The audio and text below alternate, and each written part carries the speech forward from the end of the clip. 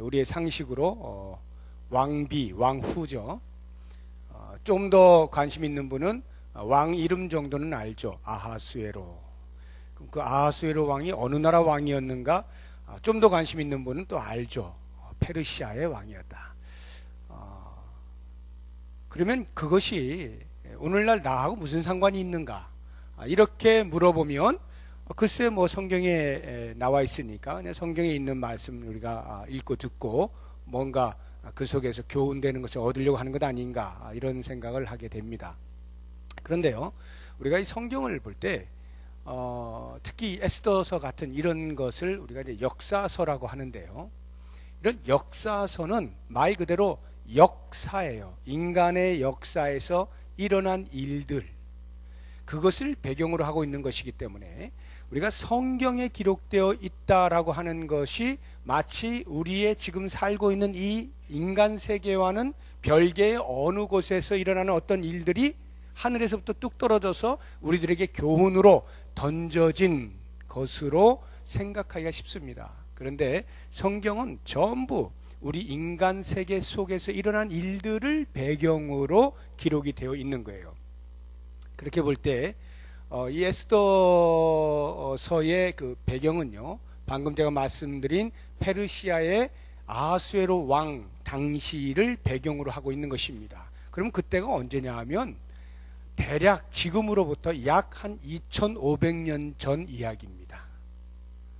BC 485년에서 464년 동안 아하수에로 왕이 재위를 했으니까 생각해 보면 지금으로부터 약 2500여 년 전 일인데요, 그때에 일어난 일을 오늘 우리가 무엇으로 교훈을 삼으려고 하는 것이냐라고 하는 부분입니다. 그런 면에서 너무나 먼 이야기이기 때문에 조금 현실감이 떨어질 수가 있는데, 여러분들에게 제가 돕기 위해서 좀 더 가까이 이렇게 이 역사적 배경을 좀 나에게 좀 이렇게 체득될 수 있도록 하기 위해서 우리가 잘 아는 한 가지를 말씀을 드리면, 그 마라톤 경기를 아시죠?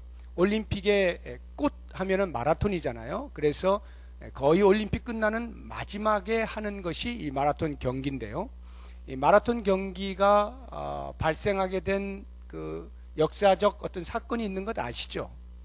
페르시아라고 하는 당시의 강대국과 그리스라고 하는 조그마한 나라가 전쟁이 붙습니다. 마라톤이라고 하는 평원, 큰 넓다란 평원에서 이제 맞붙게 되는 것인데요, 이 그리스가 소수의 병력을 가지고 대군인 페르시아를 멸망을 시키는 것입니다. 대패를 시킨 거예요. 그때의 이 페르시아의 왕이 누구냐면 다리우스 대제입니다. 성경에 다리오라고 하는 인물로 나와 있습니다. 그러면 이 아하수에로 왕이 누구냐 하면 다리우스 대제의 아들입니다. 자, 이 정도 되면 이제 좀 더 가까이 다가옵니까? 그러니까 이 마라톤 그 평원에서 전쟁을 해서 이기게 되니까 그 그리스 군사 중에 한 명인 페이디피데스라고 하는 군사가 마라톤 평원에서부터 자기의 고향 도시인 아테네까지 맨발로 뛰었다는 거예요. 승전보를 알리기 위해서. 아테네에 도착해서 죽었다는 거 아닙니까? 승전보를 알리고 너무나 먼 길을 뛰어온 나머지 죽어버린 거예요. 그것을 기념해서 마라톤 경기가 이제 발생을 한 거죠. 자, 바로 그 마라톤이라고 하는 그 평원에서 있었던 전쟁을 이 아하수에로 왕의 아버지가 치렀던 겁니다. 나중에 보시면 알겠지만 이 아하수에로 왕도 계속해서 그리스와 전쟁을 하게 됩니다. 이런 그 역사적 인물이라고 하는 것을 먼저 아실 필요가 있고, 그래서 역사서, 일반 역사서에 보면 이 아하수에로 왕을 이름을 다르게 기록을 해놨는데요,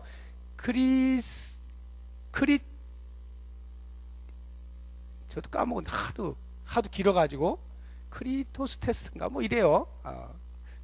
갑자기 까먹었네.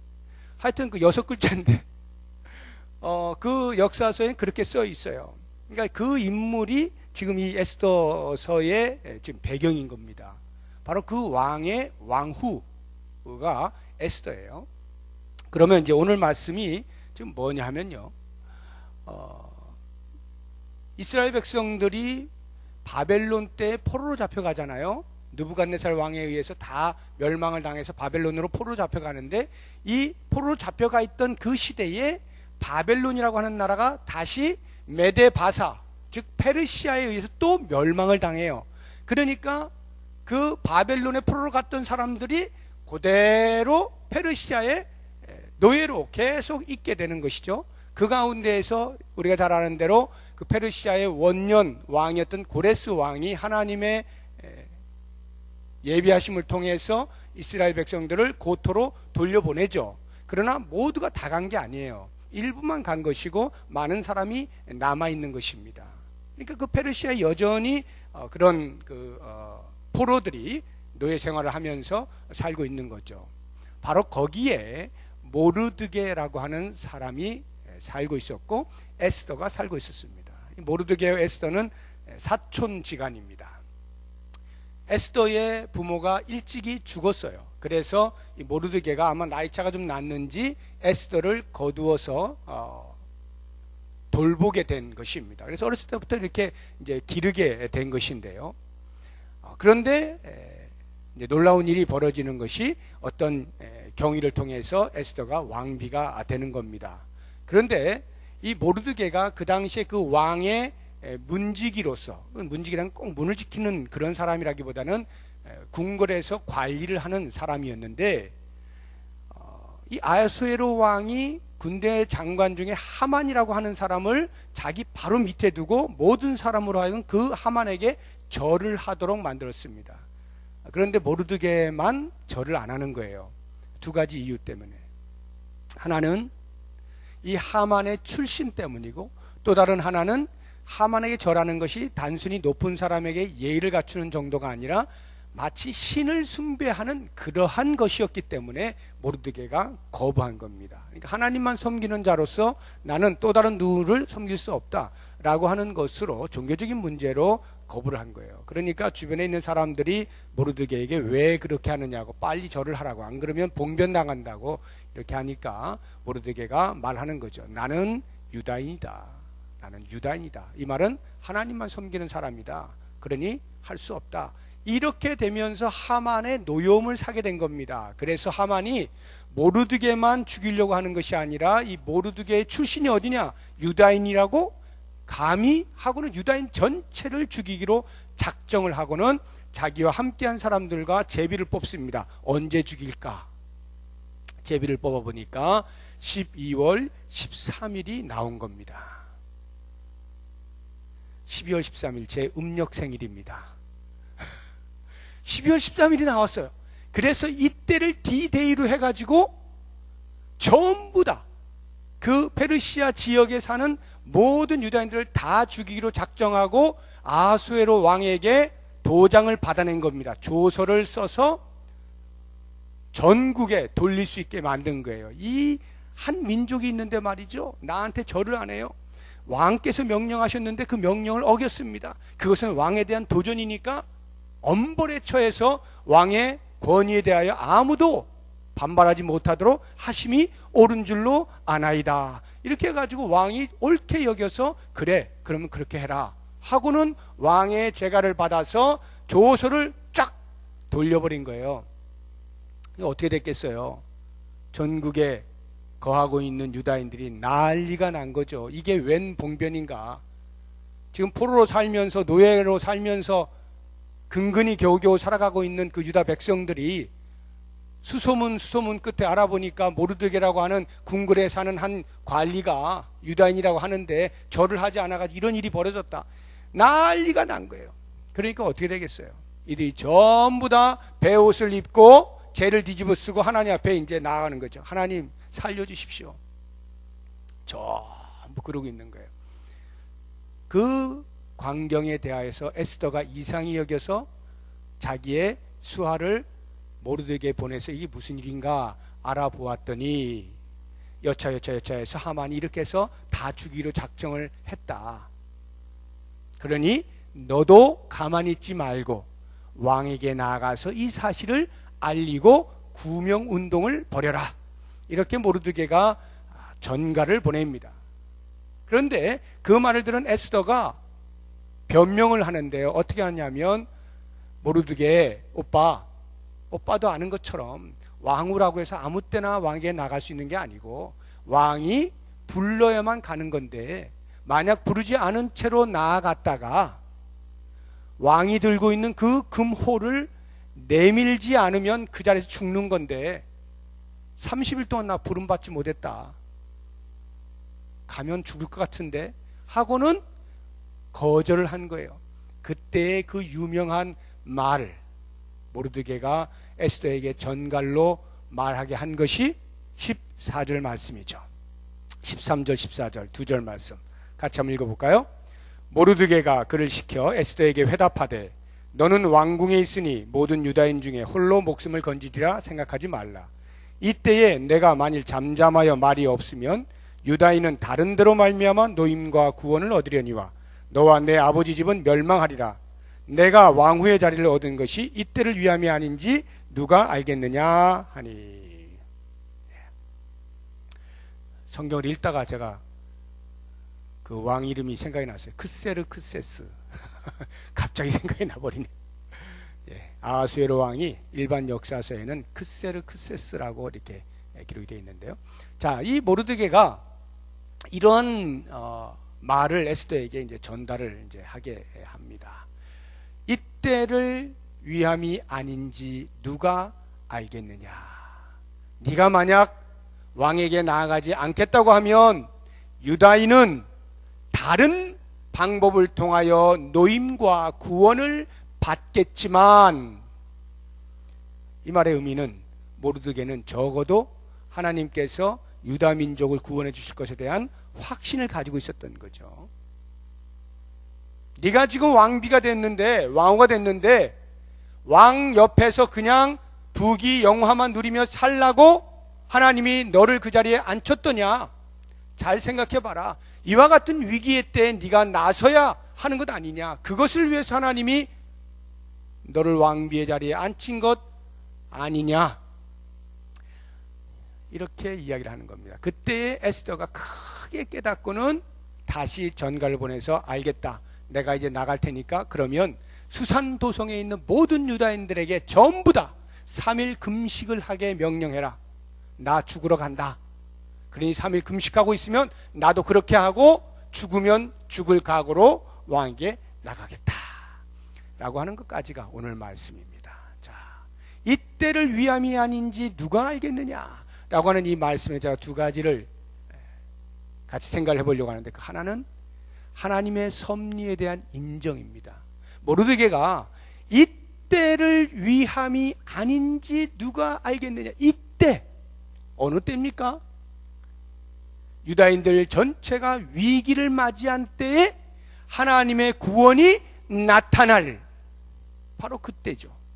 그때를 위하여 네가 왕비의 자리에 있을 것이라고는 생각지 않았느냐? 라고 하는 것입니다. 다시 말하면 네가 어떻게 해서 왕비가 되는가를 가만히 생각해 보아라.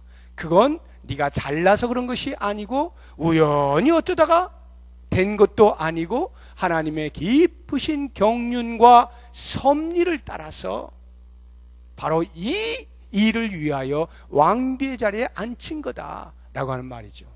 하나님의 섭리입니다. 한번 생각을 해보세요.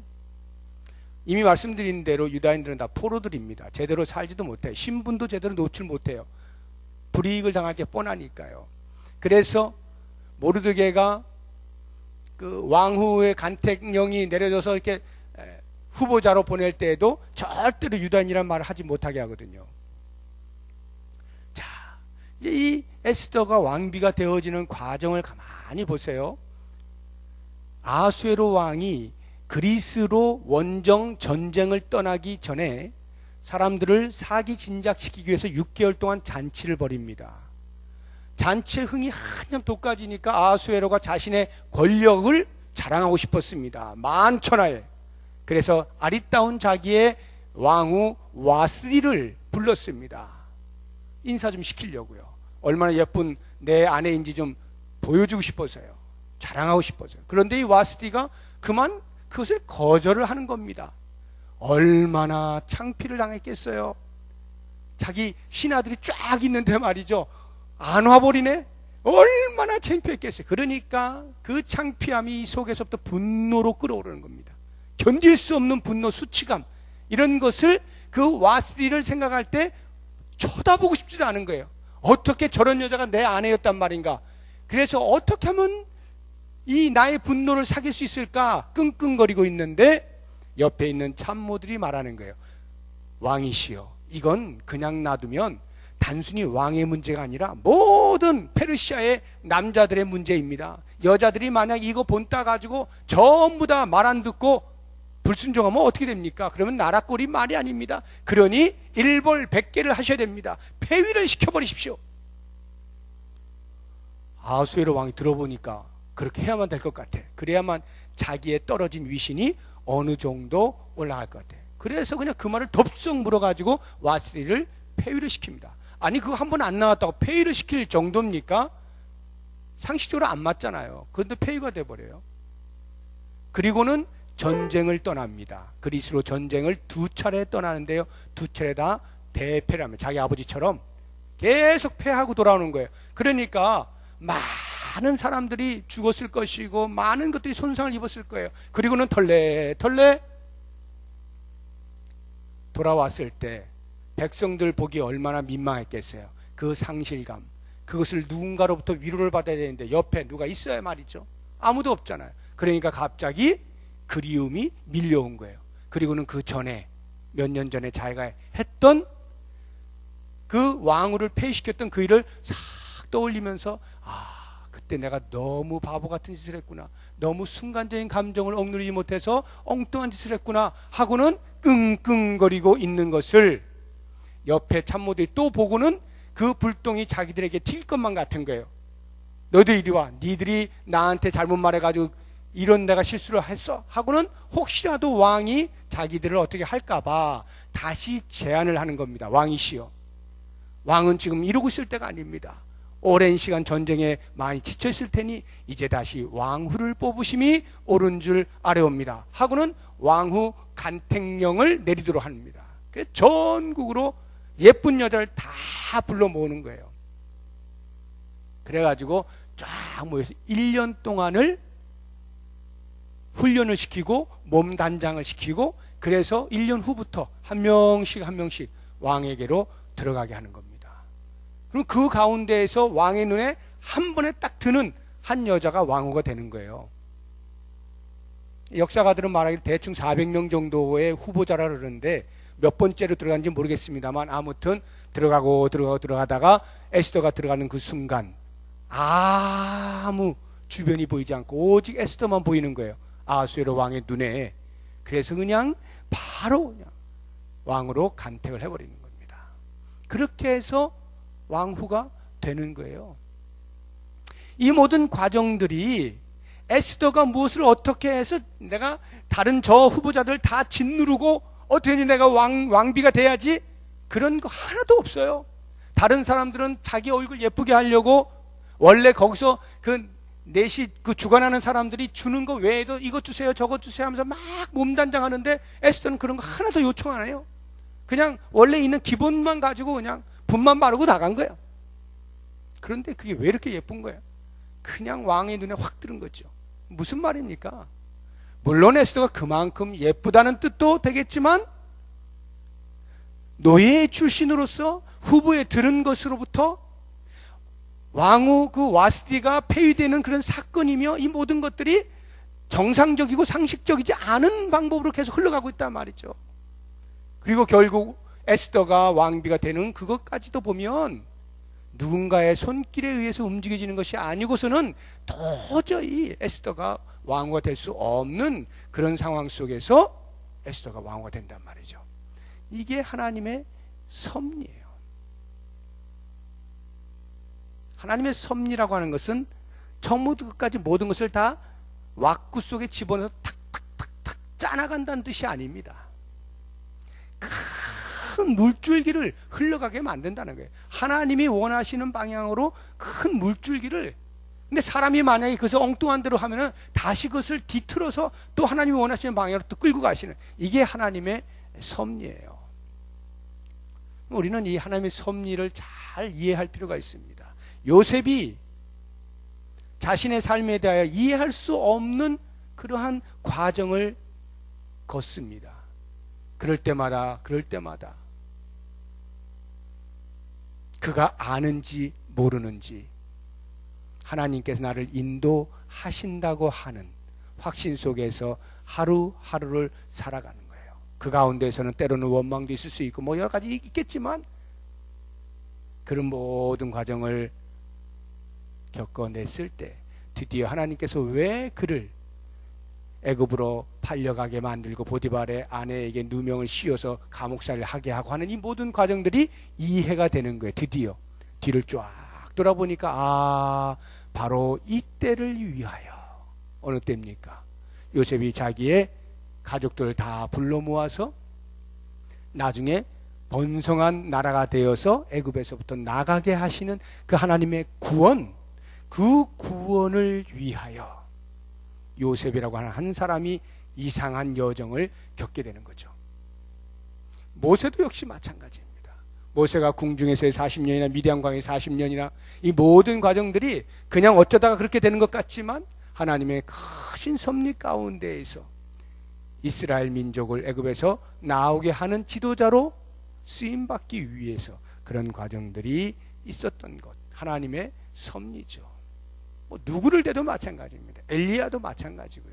그렇다고 하면 오늘 이 시대에 사는 우리들 한 사람 한 사람 각 개인도 역시 마찬가지로 우리의 인생의 여정 속에서 때로는 우리가 다 이해가 되지 아니하는 어떤 것들조차도 나중에 보면 뒤돌아보아서 하나님의 섭리가 그 속에 있었던 것을 알게 되는 거죠.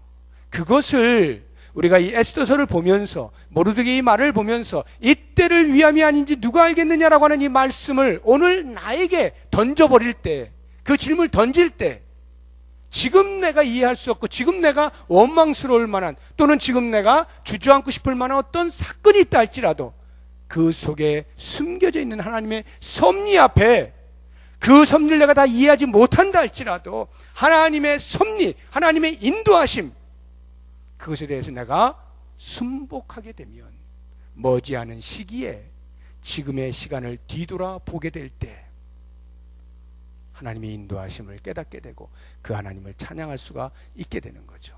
그러므로 이때를 위함이 아닌지라고 하는 그 말씀 속에서 지금 나의 인생을 움직여 가시는 하나님의 섭리 앞에 조용히 무릎을 꿇고 순종할 수 있기를 바라고요. 또 다른 한 가지를 우리가 생각한다면 그런 하나님의 섭리가 이미 제가 말씀드린 대로 어떤 왁구에다 딱 짜가지고 조금도 우리가 꿈틀거릴 수 없도록 1에서부터 100까지 모든 걸 하나님이 다 지도 그린 대로 그렇게 가는 것을 하나님의 섭리라고 말하지 않습니다. 이 하나님의 섭리는 독특한 게 있어요. 그게 뭐냐 하면 인간의 자유의지를 반영시킨다는 거예요. 이게 하나님의 섭리의 특징이에요. 인간의 자유의지가 그 섭리와 함께 섞여서 같이 움직이는 거예요. 그 이야기는 하나님의 섭리가 부족하기 때문에 우리 인간의 자유의지의 반응이 보충되어져서 하나님의 뜻을 이루어간다는 뜻이 아닙니다. 하나님의 섭리, 하나님이 당신의 뜻을 이루어가는 방식을 우리 인간의 자유의지와 함께 해나가신다 이 말이에요. 그래서 이때를 위함이 아닌지 누가 알겠느냐라고 하는 이 말씀 속에는 에스더의 자유의지에 대한 반응이 필요하다는 것을 알게 되는 것입니다. 그렇지 않습니까? 모르드게가 말하는 거예요. 네가 만약 안 하겠다면 선택할 수 있다 이 말이에요. 자유의지를 가지고 안 하겠다면 그러나 하나님의 섭리, 하나님의 뜻, 유다인들을 구원하시겠다고 하는 그 하나님의 뜻은 반드시 이루어질 것이다. 너를 통해서가 아니라 할지라도 그러나 만약 네가 반응한다면 아마도 그 구원은 너를 통하여 있게 될 것이다. 이 말 아니겠습니까? 실제로 그렇습니다. 왜 모르드게 이처럼 하나님의 구원에 대한 확신이 있었을까요? 적어도 그가 하만에게 절하지 아니할 때 이미 그는 그것을 느끼고 있었던 거예요. 무슨 말이냐면요, 이 하만은 아각 사람입니다. 아각 사람 함무다다의 아들 이 하만인데, 아각이 누구냐면요, 저 옛날로 거슬러 올라가면 사울 왕이 하나님의 명령을 따라서 아말렉이라고 하는 나라를 칠 때에 한 사람도 남기지 말고 다 죽여라 그랬는데, 이 사울이 보고는 좋은 걸 좀 남겨놓습니다. 자기의 주머니에 좀 집어넣고요, 그 왕인 아각을 살려둡니다. 그것으로 인해서 하나님이 진노하셨어요. 사무엘을 통해서 책망하셨습니다. 그리고는 사무엘이 아각을 불러옵니다. 아각을 처단하는 거예요.